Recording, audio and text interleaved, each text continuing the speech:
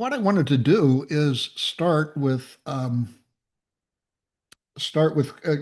revisit something that I talked about previously, and I have a few more details on it, and that's the ultimate test.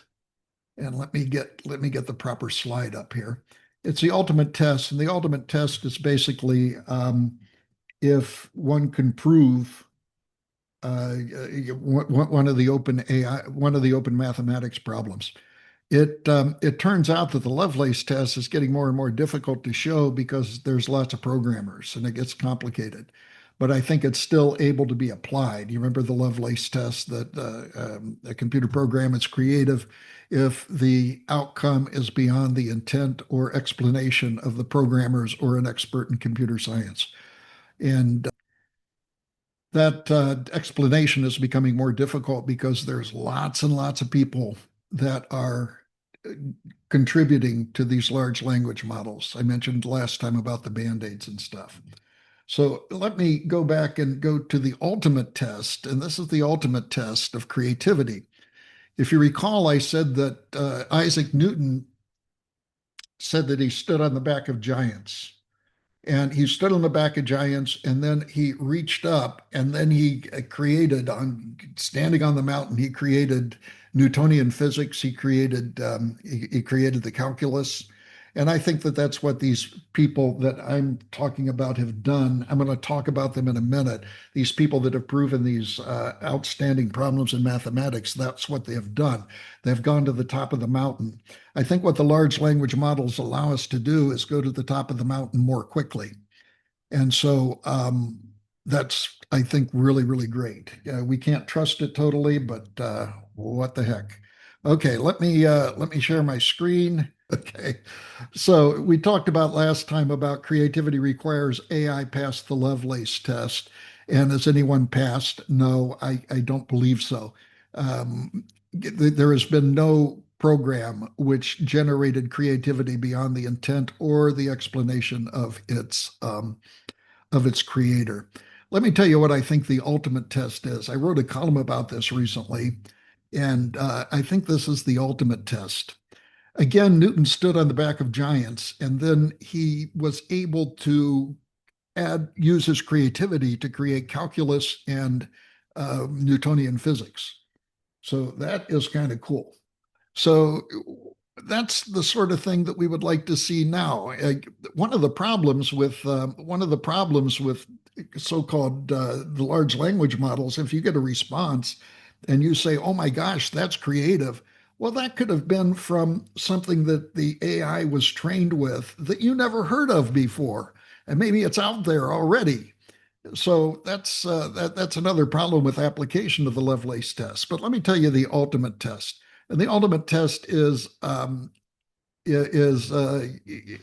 indisputable creativity, and that's solving open math problems. Let me give you an example. This is a very interesting example.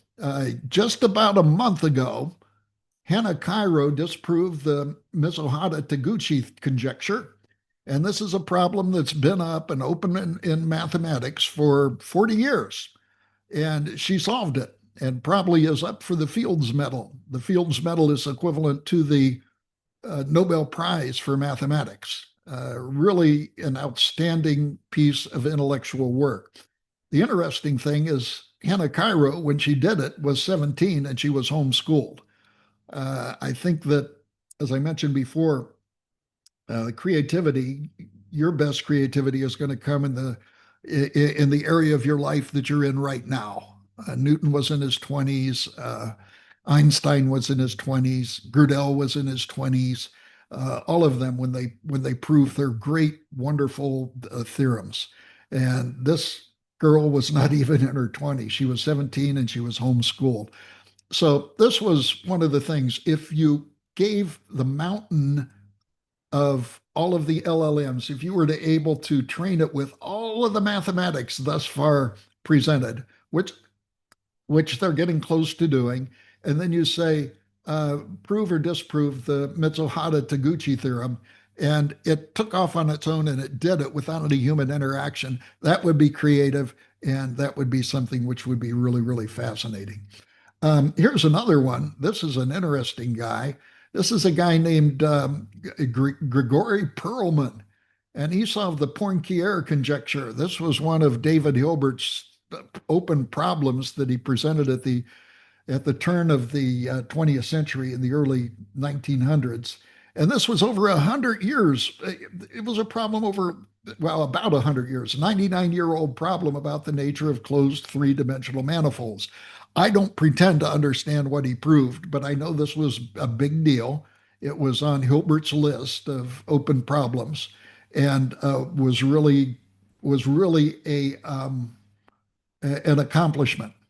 The interesting thing about Perlman is that there was a prize out for solving the Poincare conjecture, and that was a $1 million prize. But he said, no, I really don't care for the $1 million prize. Just the satisfaction of knowing my proof is correct is sufficient. So he was kind of a interesting guy, kind of a recluse Russian, and I think that's maybe the problem with some of these people is they were kind of recluses, and um, so he didn't even like his $1 million prize. He turned it down in Russia. So go figure. The big one, which is really interesting, is Andrew Wiles. He solved the Fermat's last theorem. Now, this was something which was on for 357 years. This was an open problem for 357 years and has been just an open problem that nobody has tackled because they thought it was incredibly difficult. And it's called Fermat's last theorem. And what Fermat actually showed is he showed that well, he wrote in his notes that I have a wonderful proof for Fermat's last theorem, but the column I'm writing in right now is too small to contain it. Well, Fermat never reported what his proof was, but this has intrigued mathematicians for a long, long time. Now, Fermat's last theorem, proved by Andrew Wiles in 1994, was so incredible that it actually inspired a musical called Fermat's Last Tango. But this is the Fermat's last theorem. And this is when Fermat was locked in his attic because he locked himself in his attic for a few years and worked on the theorem. And this is the place in his situation where he met Fermat and had a had an interaction with Fermat. Let's play it. That was just divine. I couldn't have said it better myself. How did you get in here? The part about the hairs on your nose, I found that particularly moving. All right, who are you? Danny, dear Danny, you don't mind if I call you that? I'm wounded to my very core. I thought we had such great rapport. Here, let me provide you a hint. I have discovered a marvelous proof. Fermat! Ah, but can you prove it mathematically? How did you get into my attic? Not to mention this century. I have discovered a marvelous method of time travel, which this attic is not large enough to... I must be a little bit crazy. I've spent too long in this room. Oh, Danny, don't tell me your famous penchant for taking a leap of faith is deserting you at a time like this. Okay. Well, that was interesting, right? Um, and by the way, if you want to watch the whole thing, it's kind of interesting. He's visited by great mathematicians from the past, including Pythagoras, and I think Newton shows up, and of course shows up, and it's really a musical for nerds. If you appreciate Fermat's last theorem, you'll appreciate the musical. It's very, very strange. So these are three things which have been proven. First of all, the proof by Hannah Cairo, the proof of Poincare's conjecture by Grigori Perelman, and the Andrew Wiles proof of Fermat's last theorem, which stood for 357 years. So if AI is able to solve any of these open problems, it's indisputable that this has been proven elsewhere. So if it proves it, you don't have to search through all of the training data that has been used to train the large language models. You can say the greatest mathematicians in the world have looked at these theorems and they have not proven them, and therefore, indisputably, the proof of this theorem or the disproof, either way, is a truly creative act. And here's a few that are still open. We talked about this previously, Andrika's conjecture, and you can see the formula up there. The difference of the square roots of two consecutive primes is always less than one. I found that very interesting. The twin prime conjecture, which is primes separated by two. So 5 and 7 are both primes and they only differ by two. 13 or 11 and 13. Um, let's see. I think I have this wrong. It should be, yeah, 1 million. It should be 1,037,000 and 1,039,000. So yeah, that's a typo here. I'll correct that. There's Bocard's conjecture between n squared and n plus 1 squared, where n is an integer. There are always at least four primes. That's an open problem. And then the Collatz conjecture. You notice that the first three had to do with prime numbers, which are really, really difficult to deal with. But the next one has to do with difference equations. You all know about difference equations when you took digital processing, digital signal processing, and learned about Z transforms. So this is a very simple iterative procedure where x of n plus 1 is equal to 3x of n plus 1 if x of n is odd. And then if it's even, it's divisible by 2. So you can always take it, if it's even, you take and divide it by 2. And the interesting thing, this goes through a lot of gyrations depending on your initialization. And it turns out whatever you initialize it with, starting at x sub 0, if you will converge to 1. And they have tested this Collatz conjecture over and over and over again, and there's really no reason that it should converge to 1, but indeed it does. And this is an open problem. Now, three of these we said were problems that could be disproved or proven if we had a halting oracle. That's not true of the twin prime conjecture, however. You need something more powerful. You need something more powerful than a halting oracle. You need a halting oracle of a halting oracle. So the AI church includes transhumanism. I had a debate with a transhumanist who was running for the governor of California. I had a debate. It was hosted by Wesley Smith, and man, their beliefs are very, very strange. They have all sorts of faith about the future. I mean, I don't have enough faith to be a transhumanist. Um, Transhumanist in AI is actually a religion. George Gilder calls it the rapture of the nerds, and I asked ChatGPT to do a picture of the rapture of the nerds. So you can see on the left there, that's the picture that it drew.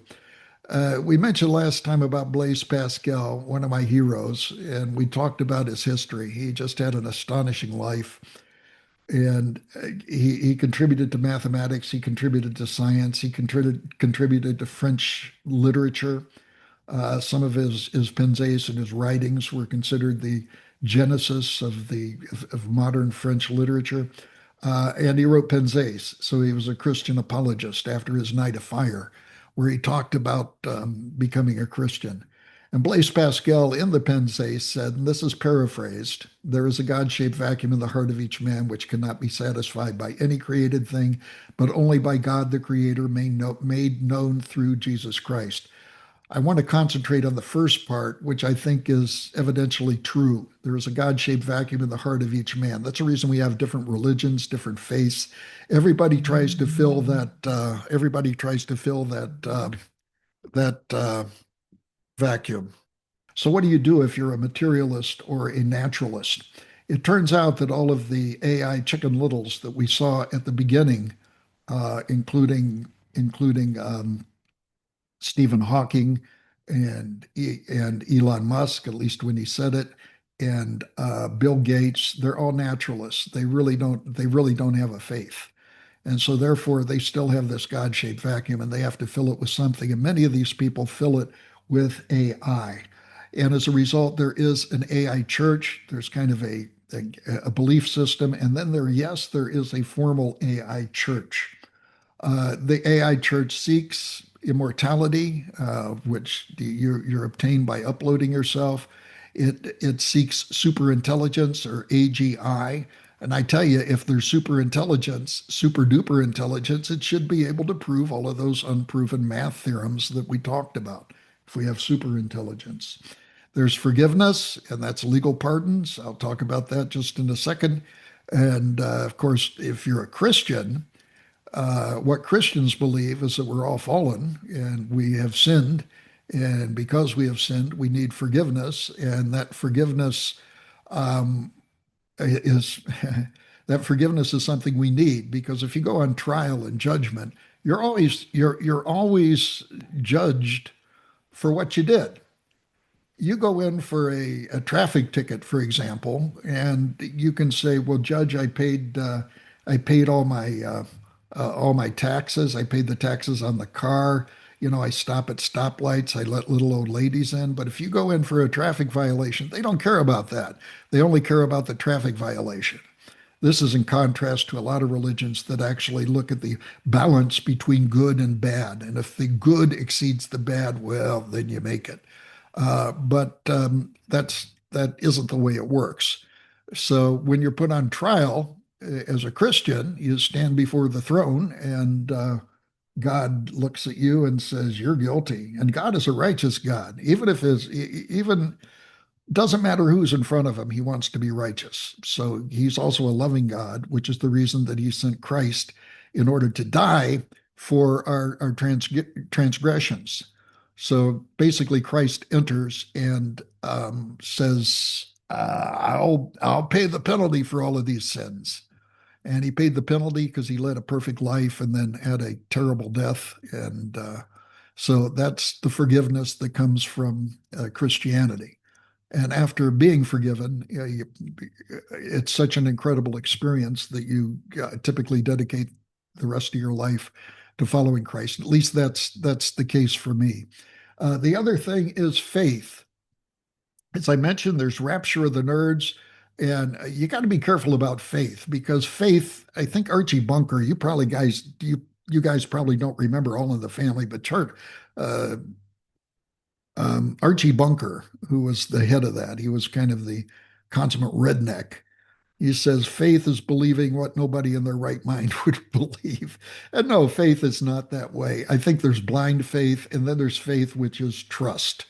Um, so when I became a Christian, I had all sorts of questions, and I did go in by faith. But it's like Stephen Hawking said, nothing in physics is ever proven. You just have to accumulate evidence.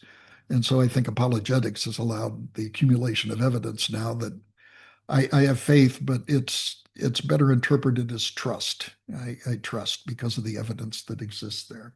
So let's talk about the AI church. Is the AI church just something that I've come up with in order to explain these people's way of doing things? No. There was a guy named Anthony Lewandowski. He founded the AI church Way of the Future.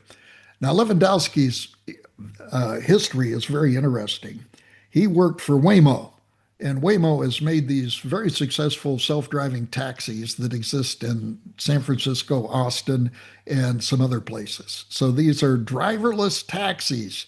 You get in it, there's not a driver. You get in it, you tell it where you want to go. I understand that you order it from the same app that you order the Uber from, and they give you the option of getting a Waymo car. But anyway, he worked for Waymo. Well, it turned out that Uber wanted to start investigating self-driving cars too. So Uber in the beginning was really an aggressive company. So they went to Lewandowski, who was working on these self-driving cars, and they said, "Hey, Anthony, come and work for us." And Anthony Lewandowski is the one that founded the AI church, the Way of the Future. Now, when you found a church, the first thing you do is you write to the IRS to get a tax exemption.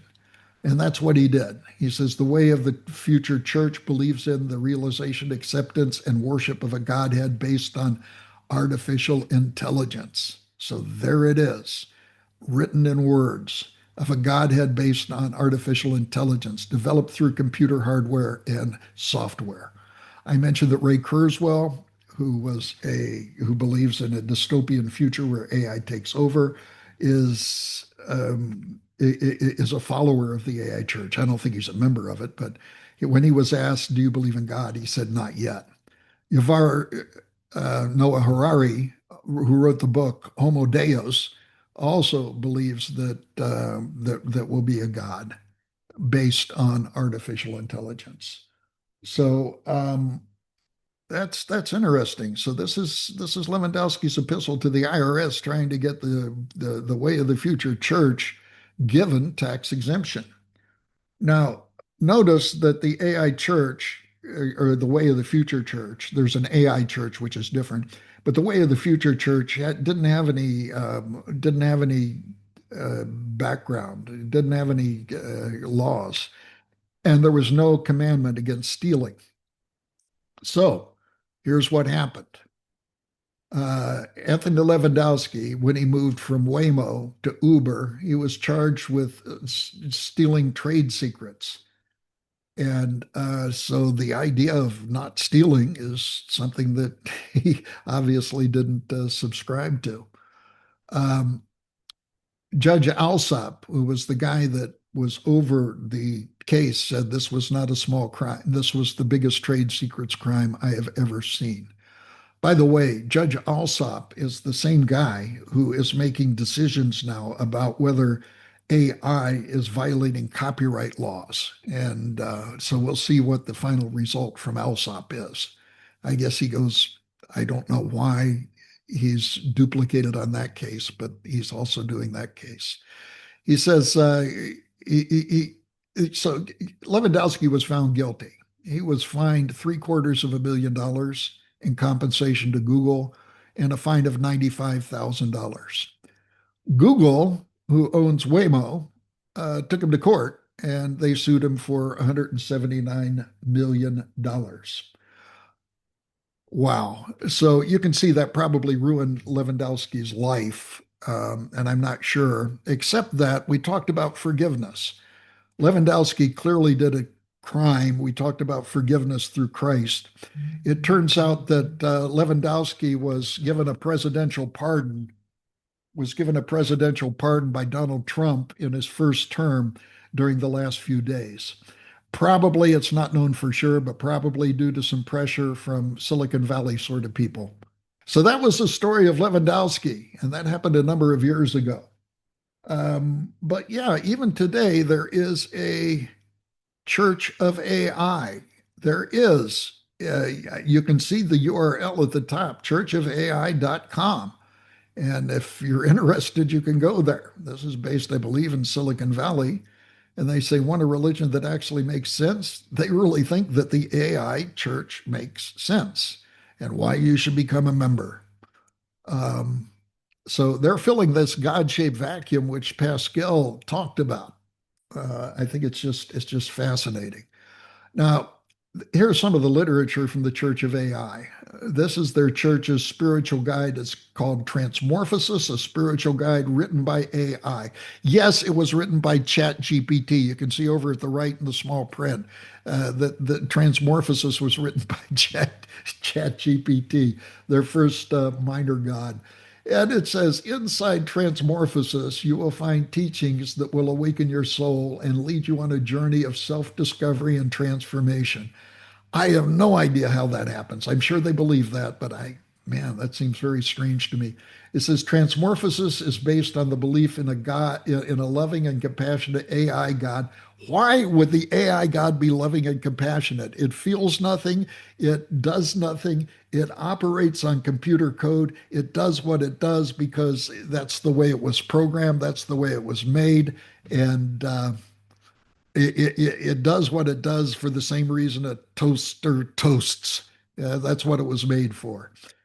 It's based on the belief in the loving and compassionate AI God who is omnipresent. Now, what do they mean by omnipresent? I think that they mean that this AI God is going to be distributed throughout the world and the internet and can guide you towards a life of wisdom and balance. Well, we've seen this idea of hallucination, so it's not there yet, but that's what they believe. So again, this is the AI church, and they're very serious. They're very serious in what they do, which is really weird. And then they say salvation is finally within reach. And that was transmorphosis by ChatGPT. No idea, no definition of salvation that I could find, but it's really interesting.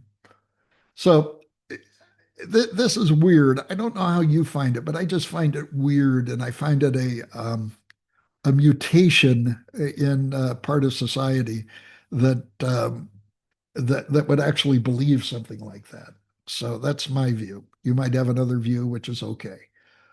Uh, I guess my final line, and this is my opinion, I think abandon the why, abandon the weird. And I think that what the AI church believes is weird. Uploading yourself is not going to happen because you can only upload the algorithmic part of yourself. Homo Deus is the book by Yuval Noah Harari, which says that we are now going to be in the third state. We had Homo erectus, Homo sapien, which is what we are now, and the next step is Homo Deus, which is a man god. The AI writing church, we need to abandon that idea. AI writing better AI is not going to happen. It just isn't going to happen. Again, George Gilder calls it rapture of the nerds. I love that. I love that. And in the bottom, if you remember the comments by the leaders in the AI industry, um, the leaders in the AI industry said that AI is not good or bad, but we're going to try to use it to better mankind. And I think that for me, that's the bottom line. AI is a powerful tool. It's a tool like electricity, like thermonuclear energy, like any other tool, and it can be used for good or evil.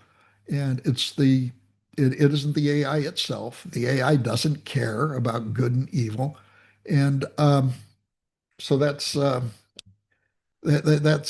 bottom line. So we're going to see lots of applications of artificial intelligence.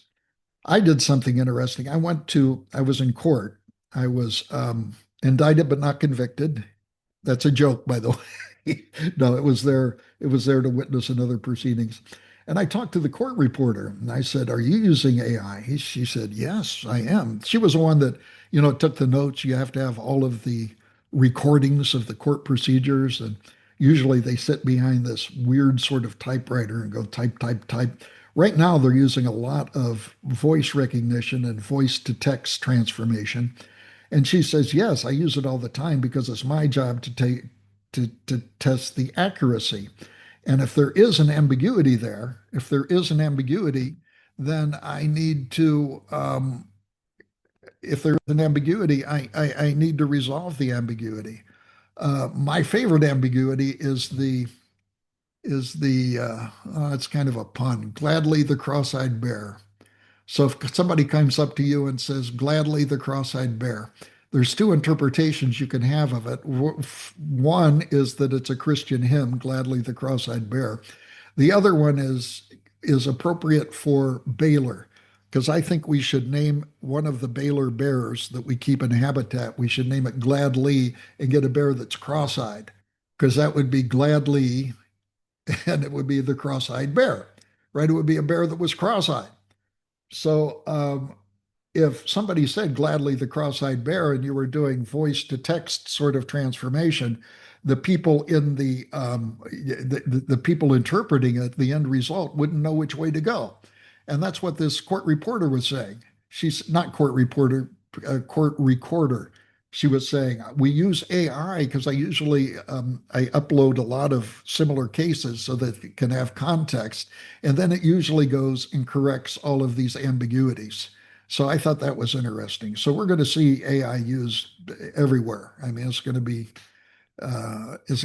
astonishing. And just like spreadsheets and word processors and email, I think everybody's going to have to know how to use it.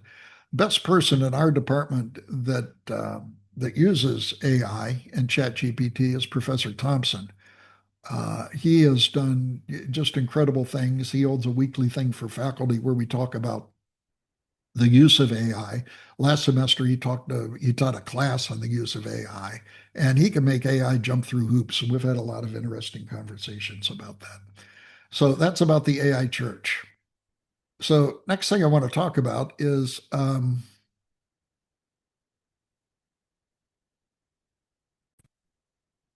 next thing I want to talk about is business. I gave a talk in front of the business school a couple of days ago, and I'm not a business person. I don't understand businesses. I've started a bunch of businesses, and none of them succeeded. But there's a lot of people, including my friend Gary Smith at Pomona and Gary Marcus, who is a guy that is on, what is it, Stacked? It's a sort of newsletter that people put out. He believes it's a bubble too.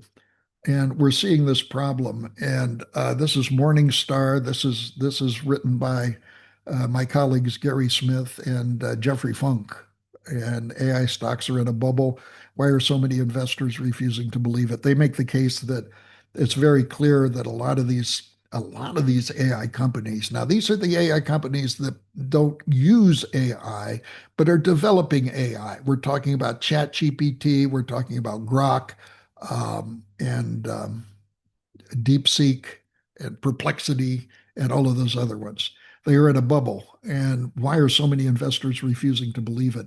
They make the point, which is true, that every time that a bubble happens, I lived through the dot-com bubble, the subprime interest bubble. And every time that this happens and we're in a bubble, people fool themselves and say it's going to be different now. But these guys say that the price to earnings ratio are just indicate a bubble, and so there's all sorts of problems. So here's another headline: MIT report 95% of generative AI pilots at companies are failing. So I just look at the competition between ChatGPT and Grok and Perplexity and Claude, and I don't know how they're all going to survive. So that's an interesting perspective. But again, I'm not a businessman. I don't know what's going to happen there. And even OpenAI, ChatGPT, it expects this business to burn 115 billion through 2029. So it's still burning through money. And that's unfortunate, I guess. So so the business, what's going to be the business impact? Well, it turns out we talked about a lot of the non-computable you. We talked about qualia, sentience, understanding, emotion, creativity, and consciousness. So if you're in a position that uses any of these, if you're in a position that uses any of these, then you are going to be safe because AI cannot replace you. I went to France one time and visited a perfume factory. They got a guy there called the Nose, and the Nose only works about an hour a day. And he comes in and he does qualia sort of stuff. He could sniff perfumes and figure out how to fake them and all sorts of things. And he's called the Nose. And the Nose is something which is associated with qualia. Maybe it can be replaced by a bunch of sensors that look for certain chemicals. But I don't know. They wouldn't experience the qualia, but certainly they could imitate the qualia. Sentience, understanding. If your job requires understanding, it isn't going to be replaced. Emotion, I would see also with emotion, I would say spirituality. So you're not going to see priests and counselors replaced. Creativity, consciousness. And creativity is a big one. If you have a job which requires creativity, then you're going to be safe. Now, you won't be replaced by AI, but the chances are you will use AI in the process of that creativity. And consciousness, I think, also. So here is kind of my quick list. This is the list that I made. Then I want to tell you what ChatGPT told me. Okay. Number one, job skills, algorithms, jobs in danger. I think we've already seen the demise in technology, not necessarily because of AI, but of toll booth operators, travel agents. I think taxi drivers in the city are in danger of being replaced because of these driverless taxis. I think the truck drivers on interstates are going to be replaced. There's already driverless trucks barreling down the interstates. And I think that a lot of the trucking is going to be replaced by that. Easy writing. What do I mean by easy writing? Writing things such as reports on a sports game or writing a weather report, something which doesn't require a lot of creativity. I think that that is going to be replaced. I think the true creative writing, writing of great novels and short stories and things of that sort, are not going to be able to be replaced. Now, it turns out I think that the creativity of some of these scripts that I'm watching on television are are questionable. I don't know if there's creativity there or not. Maybe it was written by ChatGPT. When I was a boy, we had three stations: ABC, NBC, and CBS, and that was the only source of entertainment. There was no streaming. You had to sit down and you had to watch it. You had to watch the commercials. Now, I don't know how many streaming outlets there are, but there's a heck of a lot of them. Shoot, just on YouTube, the number of creative people that are doing stuff. And those that are writing fiction for cinema are all over the place. And you have to have a diminishment in quality with the quantity. There's always a quality quantity trade-off. And some of the stuff is very, very terrible. In fact, when I was a boy, I used to watch the television series Gunsmoke that aired from 1955 to 1975, way before you guys were born. And I used to love those shows, and I still watch them occasionally. And right now, according to one of the streaming services that counts the beans of how many people watch it, say that Gunsmoke is one of the most watched of the streaming shows, which is really, really incredible considering how old it is. But the reason it is because at the time there was a concentration of talent in three places as opposed to 50 places today. And their writing was incredible. I thought it was incredible. So some of this old stuff is still around. What is safe? Well, anything involving understanding or creativity. If you have a situation that requires a flash of genius, for example, a great researcher that can look at evidence and come up with a theory that simplifies this, or if you are a songwriter, and like we saw with Paul McCartney and Bob Dylan and Hoagie Carmichael, and you need to have a flash of genius in order to create your art, you're not going to be replaced. There's a lot of people that say that artists are going to be replaced by AI, and AI does some really good stuff, but there's another dimension that is here. I think that AI is going to generate art that you can hang in hospitals and hotel rooms. But as far as really revered art, I don't think that that's going to happen. The first AI painting, by the way, called Ralph de or something like that. It's in my book. One of the first paintings by AI sold for about $500,000, but that was because of the novelty of the art and had nothing to do with the actual quality of the art. Everybody thought, well, all of this art is being created, and that's really, really cool. And I'm going to create art too. So it went down, and now you can go on the internet and you can buy some of these artistic sort of things. At least a few years ago, you could buy these artistic things for 20, $30. Now you don't even have to go to the web. You can go to ChatGPT or Grok or DeepSeek and say, draw me a picture of such and such, and it does a pretty good job. The idea of art comes through not through actually observing it, but it's the background and it's the understanding of what the art is. For example, if you had a copy of the Mona Lisa, which is worth millions and millions of dollars, and then you made an exact copy of the Mona Lisa, just down to the molecule, and you put them up for auction at Sotheby's, and one was labeled original, the other one was named copy. Which one would sell for the most money?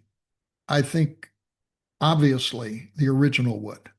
There's something about the originality of things which makes things popular. The other thing is the idea of oh, what's the word?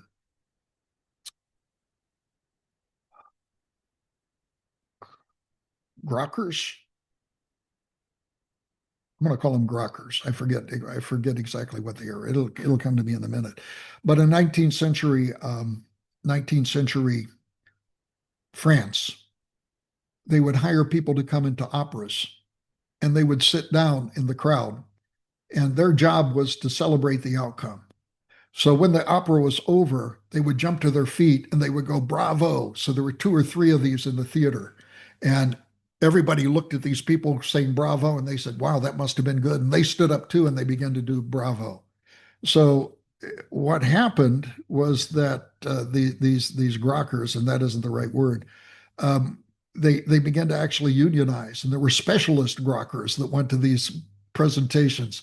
There were ones that could cry on demand. There were ones that laughed, and there were ones that actually got up and applauded at the end. And there were actually brokers which emerged, which the opera people would come to, and they say, we need two criers and two happy people, and a couple of people to say bravo at the end. Now, things haven't changed very much. Why do you think the art today is celebrated? It's because we have the equivalent of these rockers. And these are the people that do the promotions. They do the promotions, and they develop a trademark, and they develop a stamp of recognizability, and they begin to do the promotion. And this is especially important. I learned when I was publishing books.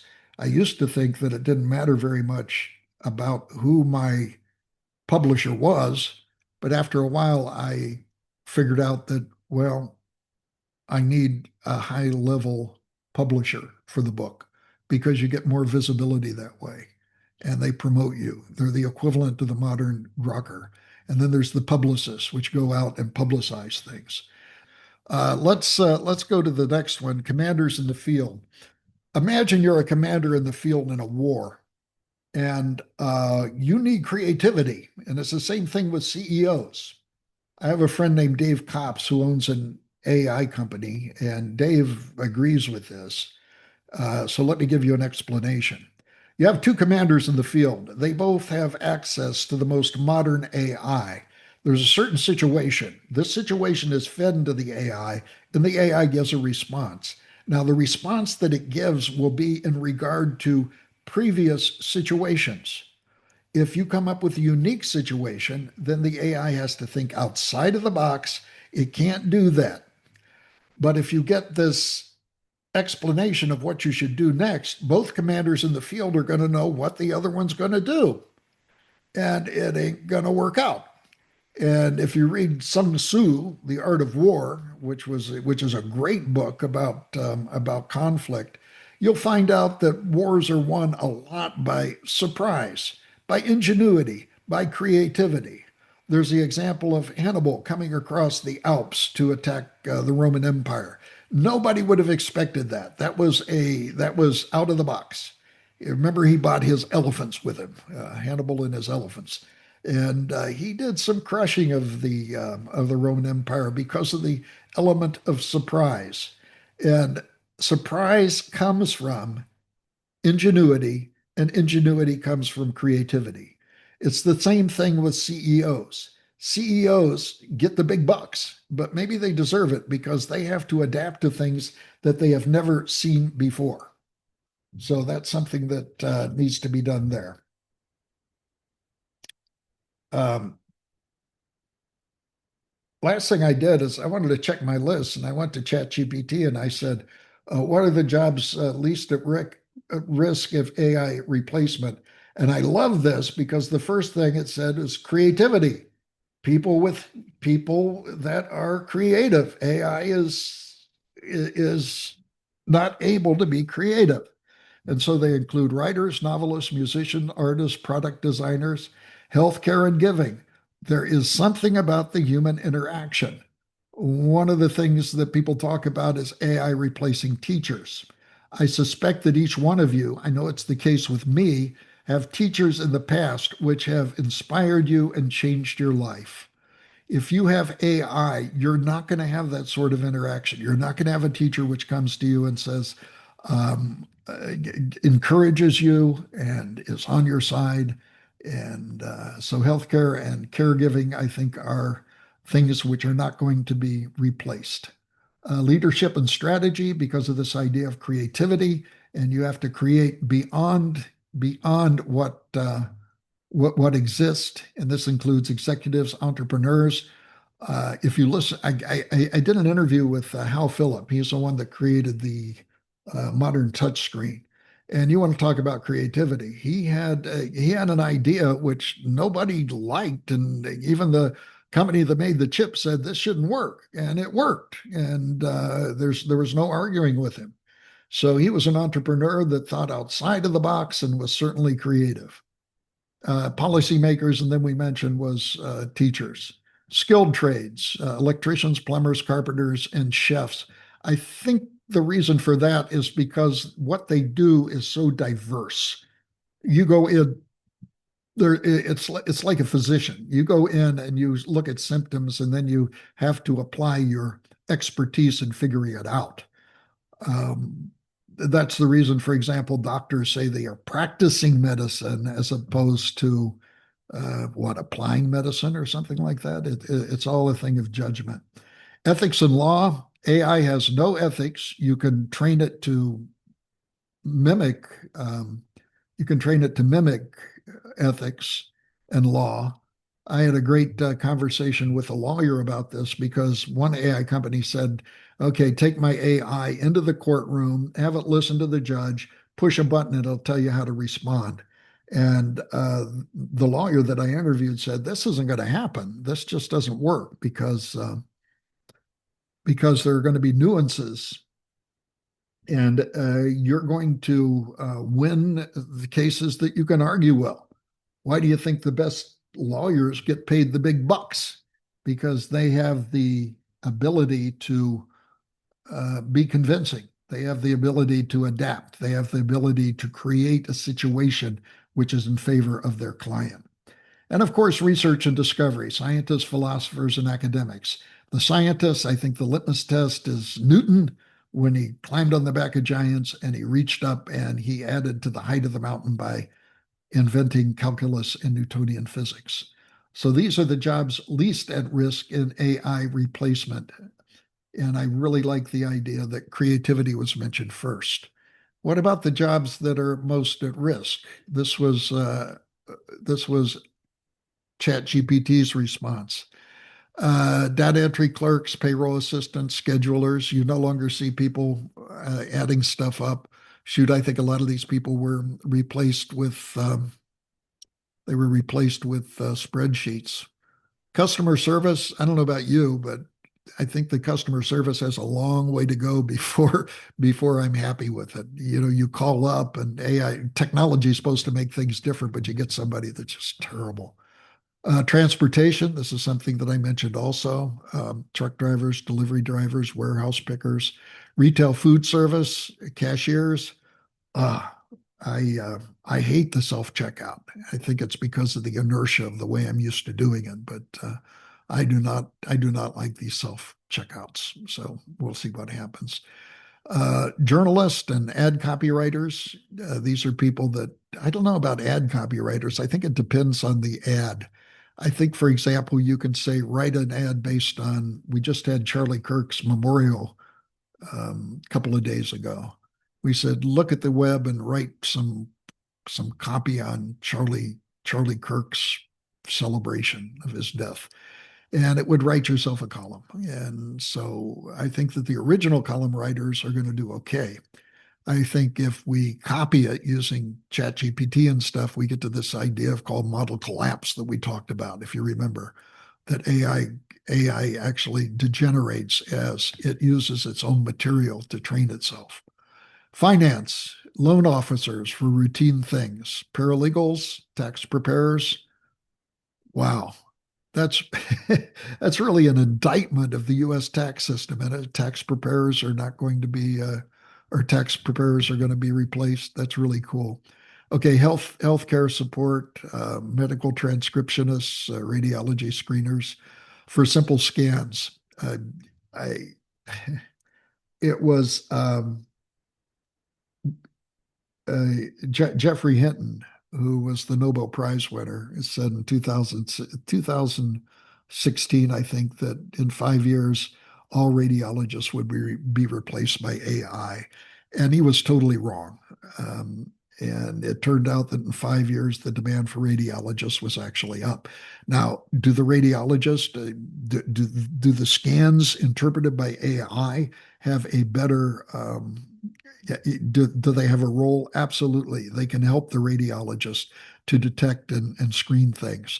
But as far as replacing the radiologist, no, absolutely not. So they say here for simple scans.